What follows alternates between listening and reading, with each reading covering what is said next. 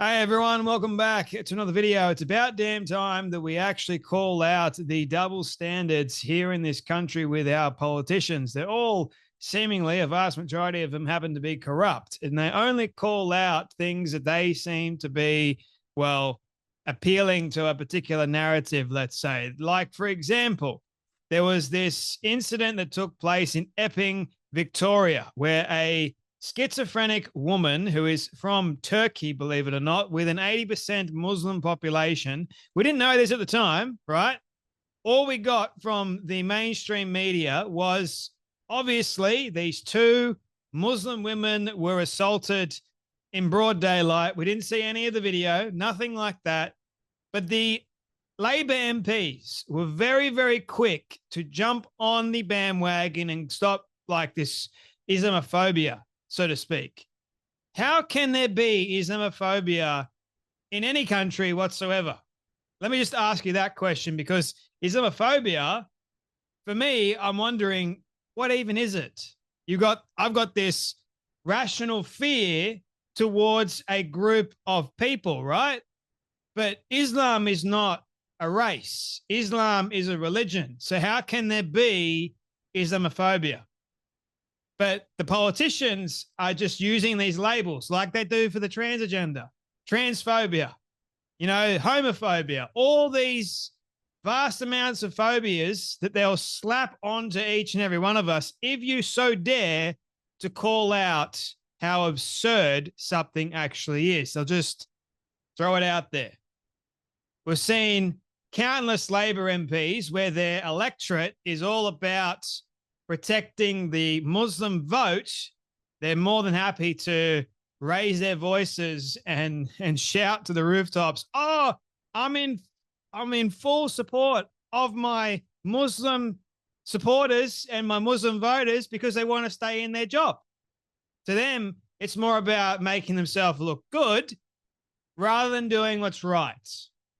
That's politics for you, ladies and gentlemen. I haven't seen many politicians in my lifetime. It's not a long life, let's just say that, but I haven't seen many politicians that actually have a spine, that actually have good character, and actually, stick to something.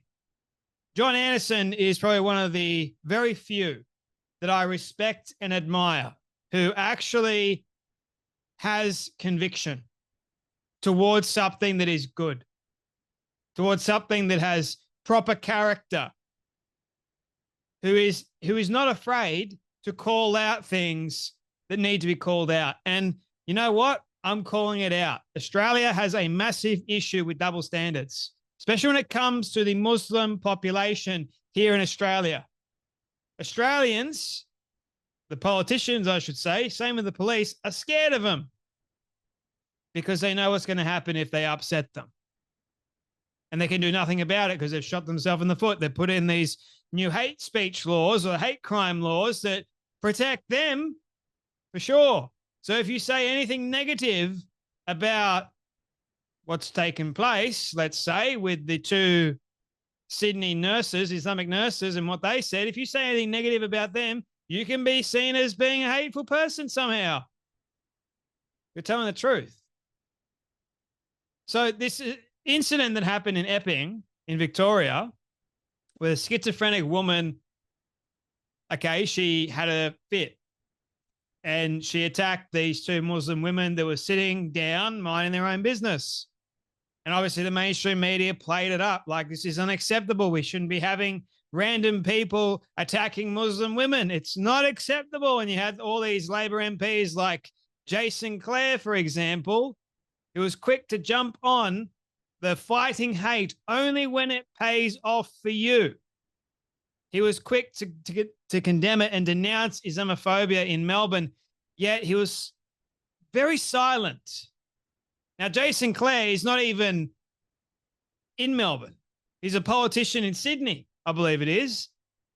But he's only quick to jump on calling out Islamophobia, putting in quotation marks there, when it seems to suit him.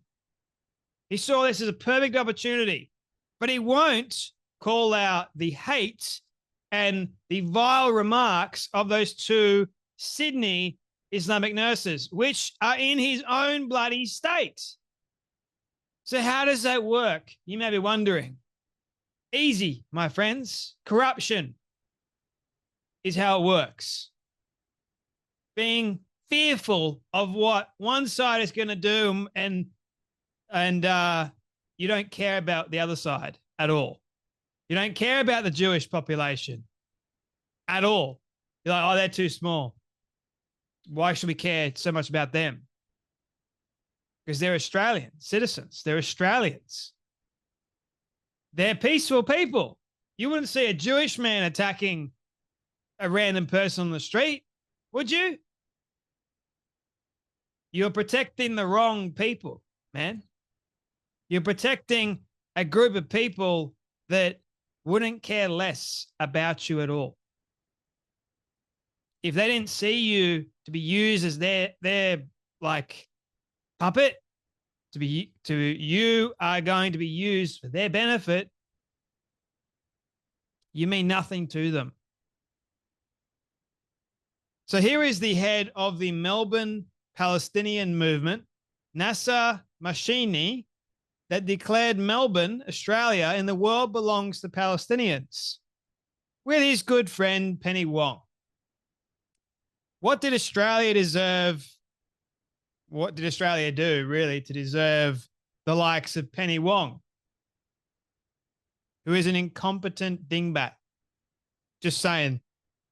I can't believe she's in politics. But then again, Albanese, by the way, has been able to afford several new houses since he's been in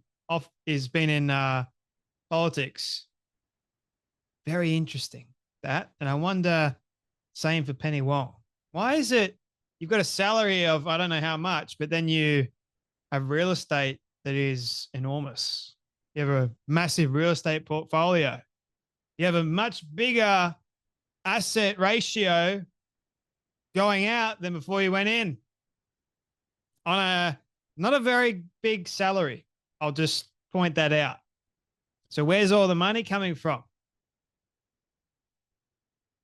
Follow the money, right? So if you don't know who Nasser is, Nasser violently assaulted a 15-year-old boy, kidnapped him, locked him in the boot of his car, and drove him to a field where he threatened to break his legs. He pleaded guilty on several counts, receiving a suspended sentence. Labor hates Australia. And you know what? The Liberal side ain't much better. But, ladies and gentlemen, it's the way that it is now. You got two corrupt sides. Australia is becoming the UK. Very much so, in fact. And it's highly concerning to see. Because the police, ladies and gentlemen, they were very, very quick to arrest the Turkish woman for assaulting the two Muslim ladies.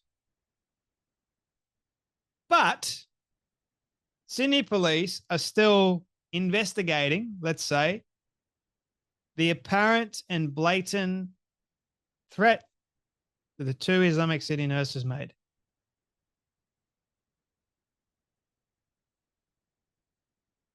How about that? I don't know about you guys, but I am about sick and tired of Australia's double standards, especially from our politicians. I'm sick of it. Why can't people just do what is right for a change? It may not make you look good, but it's what's right. But these politicians are more than happy to do things that make themselves look good, pride and ego wise, but won't do what's actually the right thing to do. And that's what I'm sick of. Anyway, thanks each and every one of you for watching and supporting. I know that I've got quite a few new followers, and I'm very grateful for you all if you've made it to the very end. If you want to get a copy of my book, you can. Links are available in the show description. Same with other ways you can support me in this show. But appreciate you guys. You guys take care. Be blessed. And I'll see you all in the next video.